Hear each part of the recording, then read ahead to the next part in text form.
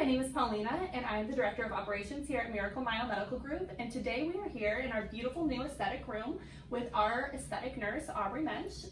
And why don't you tell us a little bit about yourself and how you got into aesthetics, Aubrey? Yeah, so I am a nurse. I got my bachelor's of science in nursing and went immediately into hospital work. I worked in pediatrics, surgery, kind of all over the board. And then as a person, I just fell in love with aesthetics. I fell in love with feeling beautiful and anti-aging, and then I really grew a passion for it. And when I realized I could use my degree and mix it with the creative side of myself and make other people feel beautiful, I just became super head over heels for this industry.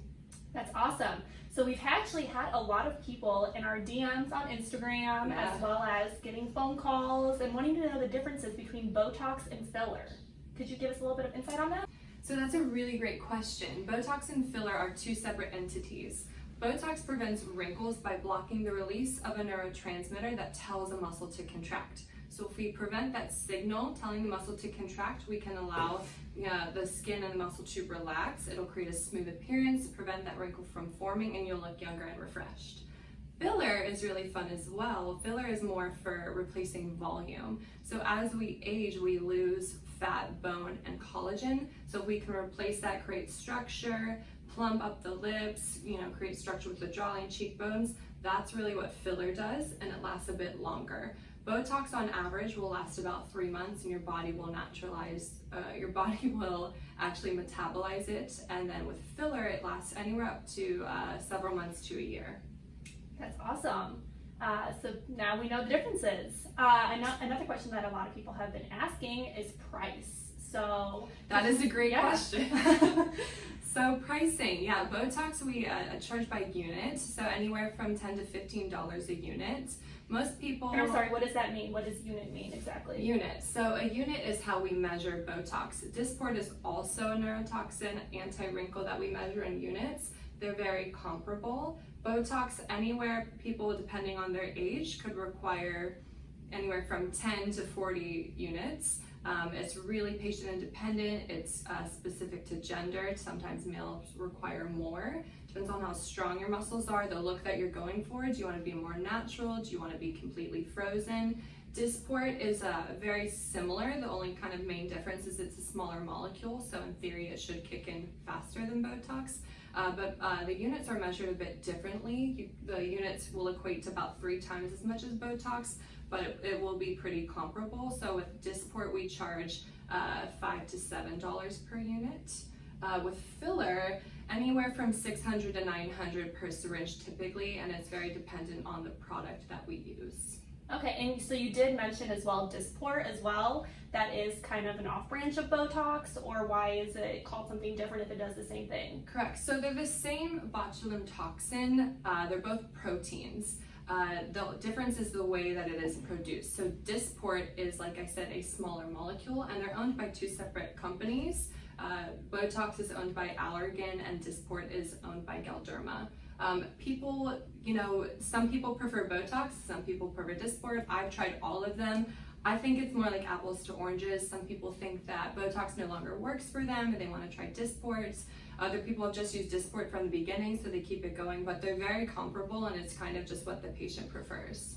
Okay. Is there a certain age that you would suggest people to start? Should you kind of do it preventatively before you form wrinkles, or should you wait until you actually do form wrinkles? Or what do you suggest? That's a really great question, and I think it's a bit controversial. My opinion, aesthetically, is the sooner we can prevent aging, the better. So you actually start losing collagen at age 20. Oh, wow. That's when you start aging, and it's really actually kind of smart, in my opinion, to have really good skincare and anti-aging measures sooner on. So once a wrinkle is formed at rest, a static wrinkle, you visually see that line, that crease, it's going to require higher doses to treat you. And I think that's why a lot of people get this negative view of aesthetics, and they think Botox, they think crazy, frozen. Because typically if you kind of start when you're in your 50s or 60s, you're going to need these higher doses and you might look more frozen. So my best suggestion would be start in your early 20s. Get baby amounts of Botox. You're still going to have that movement, you're still going to look beautiful, and you're preventing the wrinkle from forming in the first place, which why wouldn't you do that? Right, I think a lot of people are kind of scared to get Botox and have a completely frozen face. Just from the horror stories that they hear, you know? I've had a lot of my clients come to me with horror stories from other injectors, doctors, and I really meet with the client and I really like to see what their end goal is. I give my best personal recommendations based off of my knowledge, but I really try to get a feel of the look that they're desiring and going for. You can always add more Botox, so in my practice I personally will start conservatively, especially if it's their first time, and then if they want to come back in 2 weeks and they're like, you know what, I don't want this movement here, can we knock that out? Absolutely. That's awesome. So let's flip the script a little bit and move into the filler topic. Where are some areas on your face that you can get filler? So filler we can use to create volume in the lips, cheeks, jawline, chin. Some people also will do liquid rhinoplasties, add it to the nose or under eyes.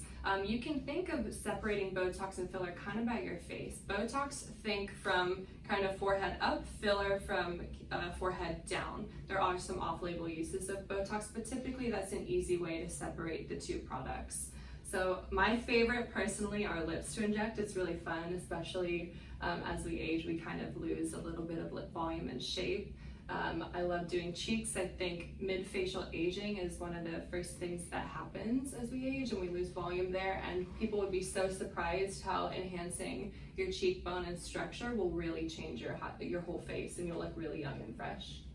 And what happens if I get my lips filled and I think that they're way too overfilled, or maybe even if it does start like leaking out from the borders of my lips? Is there something that we can do about that if I'm unhappy about how big they are? Absolutely. So filler is not permanent. That's why I love it. It's dissolvable. It's not going to be in your face permanently. You do have to keep up with it. I think too, it's a lot of education prior to injecting my clients to know that there typically is a period of swelling, especially if it's your first time getting your lips done. I remember the first time I had mine done and I absolutely freaked out from the swelling. It was like day 2 and I was like, what have I done? This is insane. But educating clients beforehand to expect swelling, typically they're more than happy in 2 weeks and they're ready to get even more filler at that point. So I think as far as the spilling out of filler, there's so many wonderful products nowadays that are much better and kind of ahead of their time than fillers we had in the past. Some fillers will attract a lot of water and naturally over time they will spread. So based on the products that I choose to use with my clients, they're very precise in where I place them. The way I inject is very precise to avoid that over time. Okay, and talking about filler, is there anything that you would suggest to your patients beforehand coming in? Is there anything that they shouldn't do, should avoid, drinking, eating, exercising, or what do you suggest? Beforehand for filler, I would avoid any blood thinners. If you're taking any Motrin, any NSAIDs, drinking alcohol, anything that thins your blood is going to lead to bruising. Anytime I place a needle to your skin, there is a risk for bruising and bleeding. I try my best to be very careful to avoid this, but it is a part of the risk when a needle is being used. If you've had any infections over the last 2 weeks or if you are sick, I would avoid it. If you have any viral infection going on, that's also kind of a contraindication, or any dental procedures 2 weeks before or after getting injected.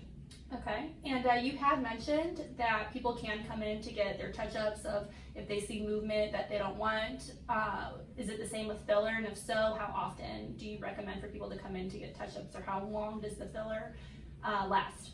Correct. So typically when I inject a patient, depending on the area, a lot of times my clients will want to inject just half a syringe at a time, come back in 2 weeks and see if they like it. 90% of people will use the entire syringe. A syringe is really not as much as you think it is. If you squirt out an entire syringe, it's about the size of a pea, which is very, very small. It takes about 5 syringes to fill an entire teaspoon, which is a lot. You hear 5 syringes, you think that's so much, but it's really not. So as far as filler goes, it depends on the patient, but typically filler will last anywhere from several months to a year. I think if you also kind of keep up with it and you don't wait 2 years and have all of the filler dissolved, then you're not going to need as much moving forward each time you do your touch-ups. That makes sense. Yeah. And lastly, what is recovery time look like for Botox and for filler? So Botox, there really isn't swelling. If anything, there might be some bruising depending on your own anatomy, if you bruise easily, if you're on blood thinners. So there shouldn't be downtime. If anything, you might just have tiny little red dots from the injection sites, but it'll go away typically within 10 minutes. You'll see the Botox kick in over the course of 7 to 10 days by taking full effect over 2 weeks. Filler, depending on the area, if we're doing something like your lips, you're gonna have swelling for a few days. Typically by a week, it should all subside, and then within 2 weeks, all of the swelling will go down.